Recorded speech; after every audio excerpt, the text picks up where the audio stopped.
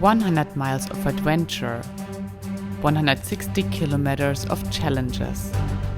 Travel along a green river, breathtaking canyons, over steep mountains, through a national park, and find a remote and challenging ride you will always remember.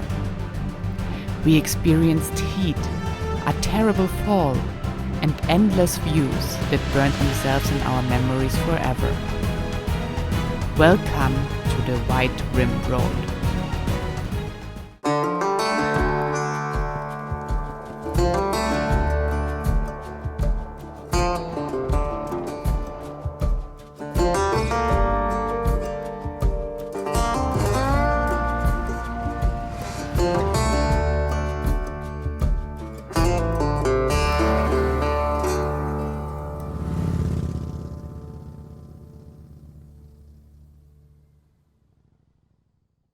So where are we going? So we're going to the White Rim Trail, and we have to apply for a permit, which I'm now doing, and I think it worked. To access the White Rim Trail, the city Moab is the perfect place to stay, but you as well need to apply for a permit for the trail in advance. If you want to split up the ride, you have to book a campsite several weeks ahead. But if you're not a big planner, you can apply for a day permit for the trail early in the morning a day in advance. First come, first serves. The night before we left to the trail, our travel group had grown to 4 people. My travel partner and our new companion were both on rented motorcycles. The locals highly recommended not to drive the demanding trail with road tires or 2 up. So we decided to rent a Jeep Rubicon and take turns in riding my Yamaha Tenere. 4 high is like if you're like on snow, ice, you know, or if you're climbing up something that's like in high gear. If you want to do it slow, then you put it in 4 low. Yeah. But I can tell you right now that on the White Rim, speed is your worst enemy. You know, you just want to take it easy, especially with bikes, because there's lots of nuggets, and you hit one of them suckers and it takes you out. You can see behind me the sun is just rising, and we are starting on the adventure of the White Rim Trail with this and this car behind me. Good morning, Moab. It's 5:30 in the morning, and before we hit the trail, we want to get some breakfast.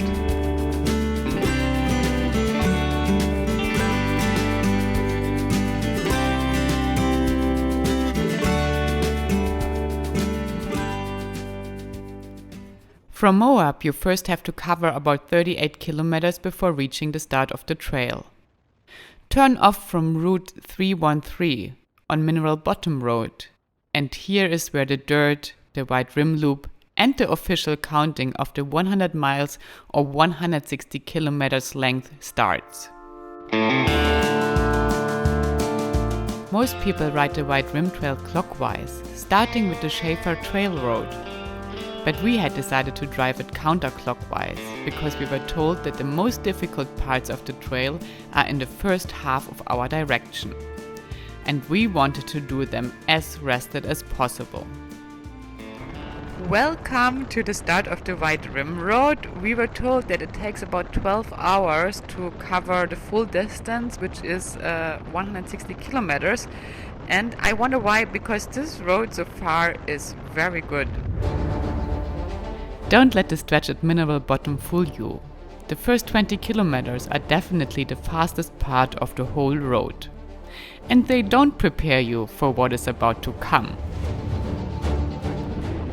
So this is where the fun is about to start. The Mineral Canyon switchbacks, and they go down here quite steeply, but these views, wow, I think these are the first great views of hopefully many that we will see today.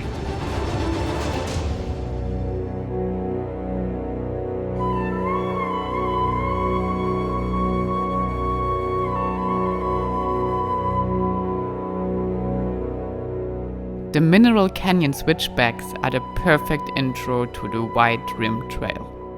You descend about 1000 feet or 300 meters over a short distance and get the first amazing views on Green River.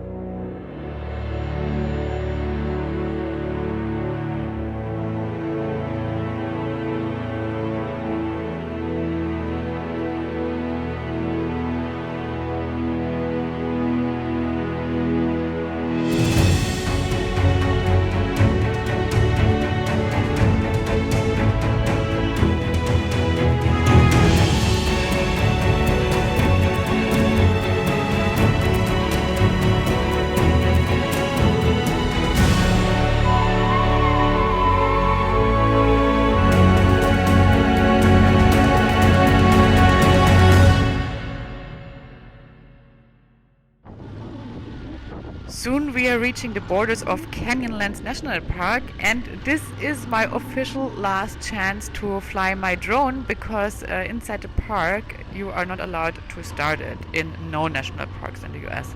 And until we exit the White Rim Trail, we will stay in the national park.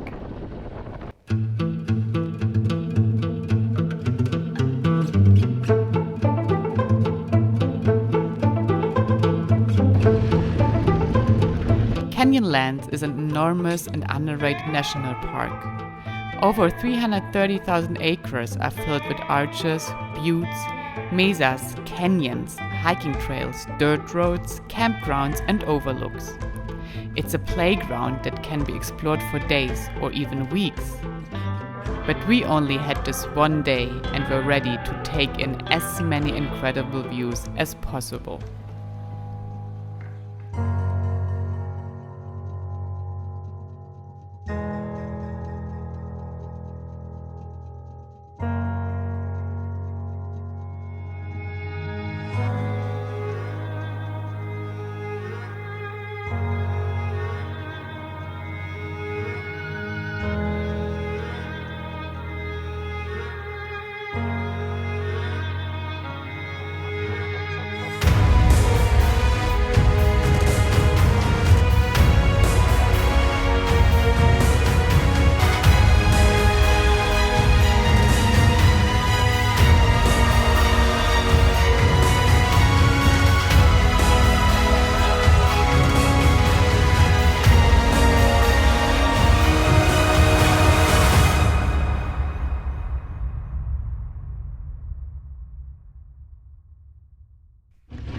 So the White Rim Road is supposed to be a 12 hours ride, and now the road gets much more difficult already and temperatures are rising like crazy.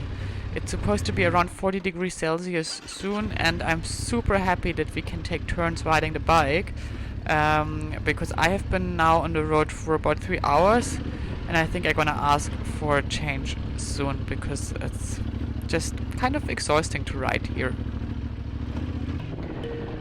Oh no, and now it's getting steep and sandy. Oh my god, I hate sand. Just slippery shit. Whew. I think soon it's time for a change. I think I will stop after this and relax in the car for a bit. And I was very happy about my decision to change the car and leave the Tenere to my travel partner, because there was even more sand waiting. These are the things that are much worse on a motorcycle than in a car. Much worse on the bike. Whoa, whoa! Oh god, good. He's still going. Oh my god. You did good catch. The bottom of Hardscrabble Hill, that in my opinion should be called Hardscrabble Cliff, was quite sandy. But that changed as soon as we ascended and the road became steeper and much more narrow.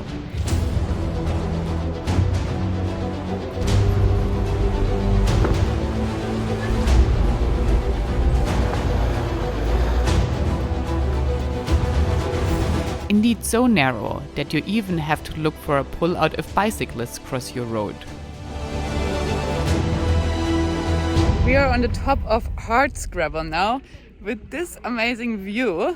It was quite a climb up, and now it's supposed to go very steep down. It's supposed to be as well one of the most difficult parts of this trail. From the top of Hardscrabble you have amazing views, and you can take a last breath before hitting the steep descent. Look out for other vehicles way in advance. You would rather want to wait at the top than meeting them on this stretch of the road.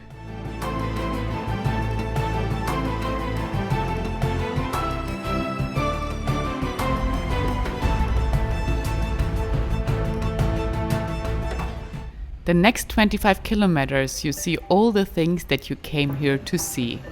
Canyon after canyon, one amazing view chasing the other. You will drive by Coleman Canyon Viewpoint, Candlestick Viewpoint, Soda Springs Basin Viewpoint, and basically are just on the edge of the most amazing and colorful canyons you ever dreamt of.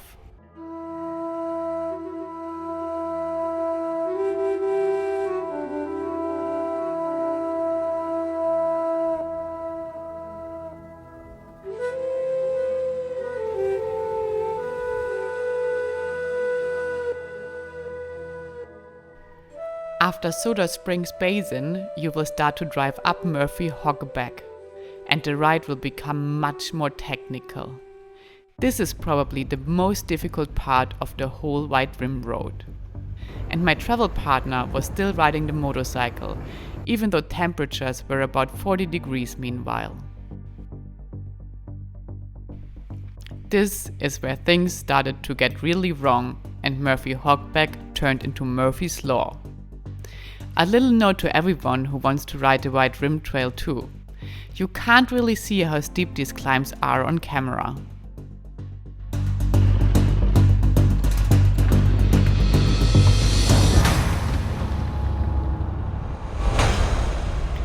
The climb was so steep that my travel partner lost a lot of speed, and once he rode over the step, his front wheel hit a rock.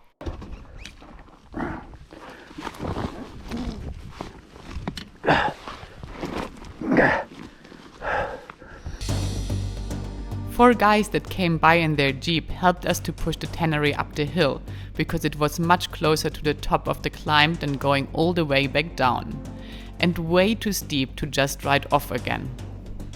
We're now on Murphy's Viewpoint. We had one crash, and this was a difficult section. Hopefully getting better now. We were forced to exchange riders again. Our new companion decided to ride the remaining half of the White Rim Road on my tannery, while I was driving the Jeep to bring my travel partner to a hospital as soon as possible. As soon as possible in our case meant in about 6 hours.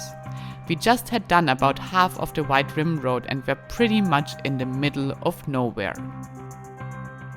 A very long 6 hours ride behind us, and a probably easier but still long 6 hours drive in front of us. So we were just at the Gooseberry campground, which means that we're now halfway through the White Rim Road.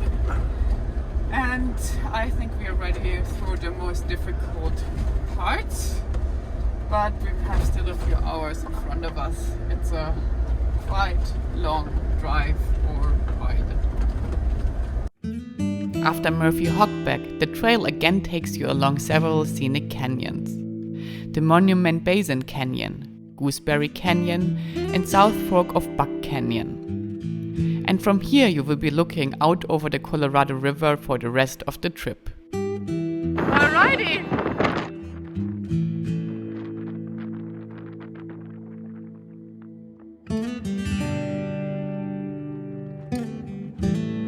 So we just went along airport camping, which means there is only about 18 miles left.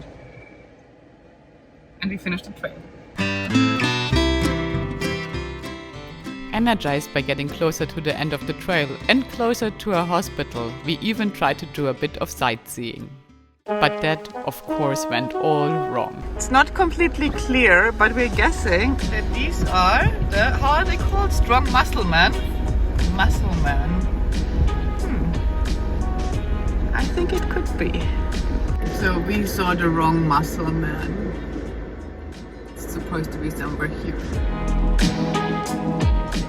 Now approaching the last parts of the White Rim. I think we will be out here soon and enjoying the last nice weeks. We knew that we were close to the end of the White Rim Trail when we spotted this road in front of us, the Schaefer Trail to the top of the Island in the Sky Mesa. The Schaefer Trail is a 28-kilometer long road, and even though it has countless steep switchbacks, it is one of the easiest and fastest parts of the White Rim Trail. There are even plenty of pullouts to allow for another vehicle to pass. But you should definitely not be scared of heights, as there are no guardrails or any other barriers.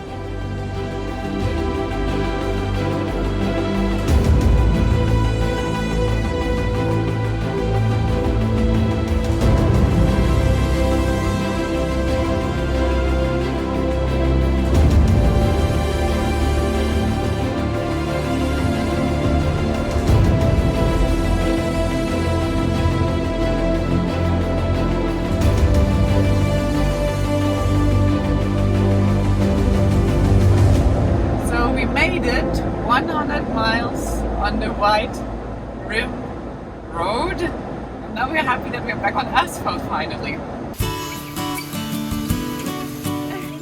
We were back on asphalt, and after I finally brought my travel partner to the hospital, the Jeep got a well-earned cleaning.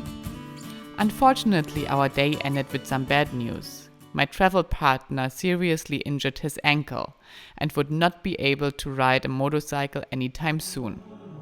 So I again had to change my plans.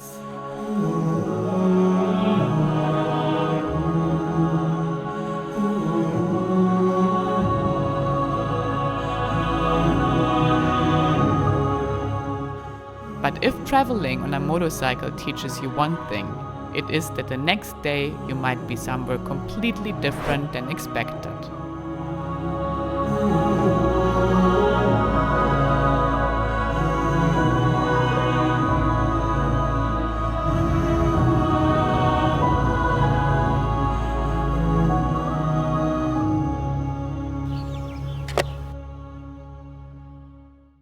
Thank you for joining this compact version of our 12-hour adventure on the White Rim Trail. But the aftermath of this ride will still accompany us in the next episode. I will have to deal with a broken switch on my side stand and a change of plans. But I will as well ride over a stunning mountain pass to Colorado, take you to the town gateway, explore the trails on the back of a horse, and visit a stunning car collection. If you like this episode, leave a comment and a thumbs up and say hello to my travel partner so he gets well soon and can be back here on the channel in no time.